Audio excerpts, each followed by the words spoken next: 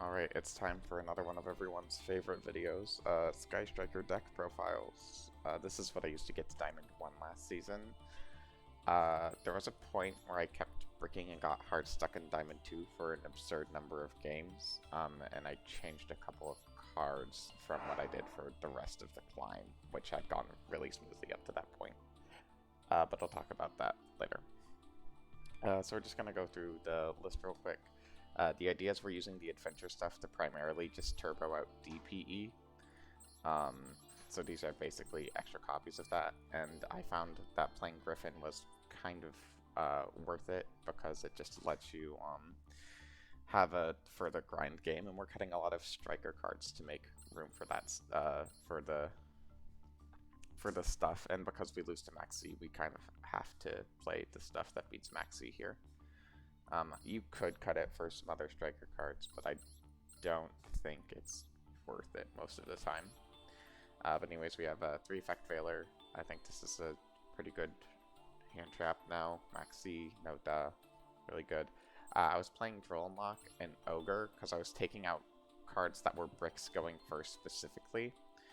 So I took out, what's the phrase?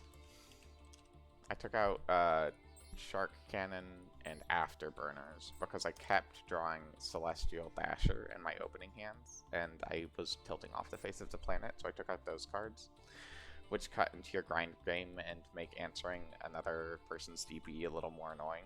But in exchange, I didn't draw them going first, which is nice, you know? I just, well, gosh, getting from Diamond 2 to Diamond 1 really was suffering for me. It really just felt like I drew all of the worst hands possible in like 10 games or something. It was ridiculous. We have 3 Ash, great card, beats Maxi, beats like everything. Water Enchantress, obviously. We have the DPE card, Celestial Dasher, and Fusion Destiny. Drawing Fusion Destiny is great. We're playing 3 Ray, and because the adventure stuff lets us, counts as more starters, we can actually cut rows, because we're cutting roses to make room for the Rite of Aramesir. Normally I play 3, most people play 2 rows in their deck list, but I think here playing 1 is fine because you actually have enough starters to get there. Playing Griffin Rider because it just makes Aramesir later in the game do something. It just gives you, you know, an Omni Negate. I think this is cuttable, but I prefer to end the deck rather than out of the deck. We have Rhoda, obviously just extra copies of Ray, and it can be a Rose if need be, if you're in a situation where that's useful. Engage, you know, great, searches for everything. Fusion Destiny, great to hard draw. Aramesir, obviously, that gets us your thing. If you're unaware, the way you get to DPE is you activate Aramesir, you get a Water Enchantress, you special the Water Enchantress, and then you make the token into a Link Spider and turn that into a Verte Anaconda. So there's that. Dracoback is just really neat and makes it so that if you like have Ray in your opening hand, when you activate Rite of Aramesir, normal Ray, get this, and it just means you just put an extra spell in Brave and you don't go minus to get Water Enchantress online.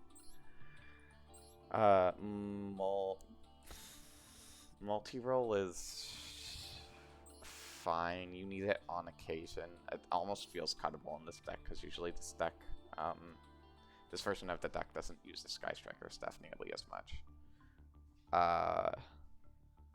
But also, like, it's multi-roll reset stuff and it's crazy. Faithful Venture, this can work drawing it to do what you want, but Call by the Grave, it beats all the hand traps. Hornet Drones is just another way to get into Fusion Destiny, but it burns your Kagari, which is sad, but DPE is DPE.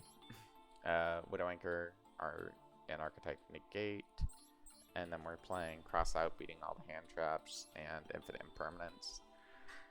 There should probably be a 3rd Infinite Impermanence here over Droll for sure.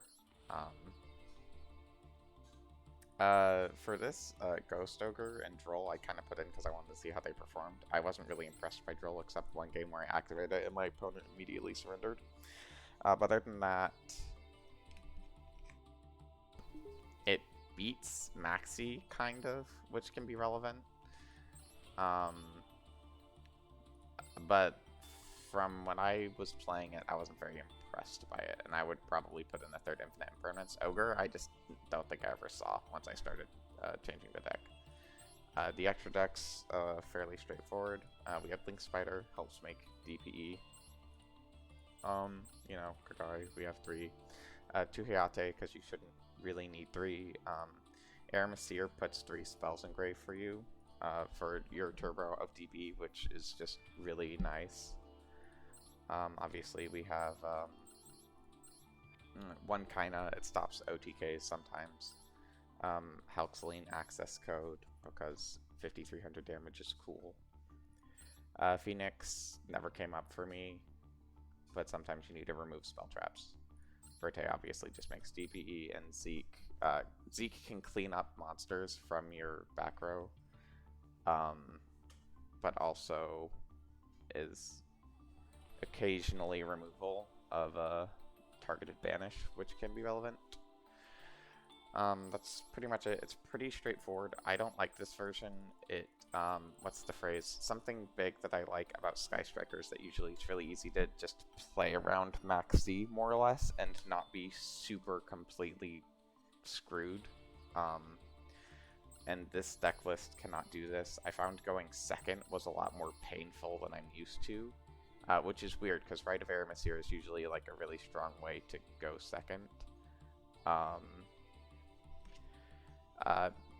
But also, I really think, like, the biggest thing to me is that I just kept drawing Celestial and Dasher in every single opening hand when I got to Diamond 2, and it was just super painful, and, in a way where, because you're playing extra bricks, so I draw, like, almost guaranteed Celestial Dasher every game, and then I'd occasionally draw, like, dracoback, and, you know, I only have 2 playable cards, and it just felt awful, but I feel like that's more like, you know, sometimes you get bad hands, rather than necessarily the deck is terrible, but I think I prefer it without the adventure stuff for specifically maxi reasons.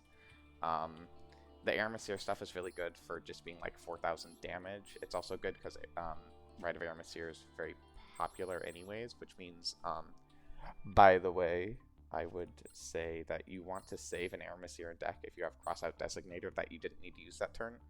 And you have like an extra Water Enchantress activation, and take the one from grave specifically because negating your opponent's Aramesir is just really good and an extra point of interaction you otherwise wouldn't have. That's the main thing. I would say if you aren't me specifically, you put in the Afterburners, and you put in Shark Cannon. Holy cow. And you put in Shark Cannon, like you take those 2 out for these 2, just because these do a lot of work for you in a lot of games. It's just when you just have a lot of bad hands in a row, and you see these cards, and you're like, these cards don't do anything for me while I'm going first, you get kind of tilted. And then you want to remove, and you're like, okay, what can I technically get away with removing? And those are the 2 cards. This isn't my favorite way to play Sky Striker, but it's how I got to Diamond 1 last season. I'm going to probably play Dinomorphia for next season, and I'll upload a deck list for that, but that's going to be all for now. Bye!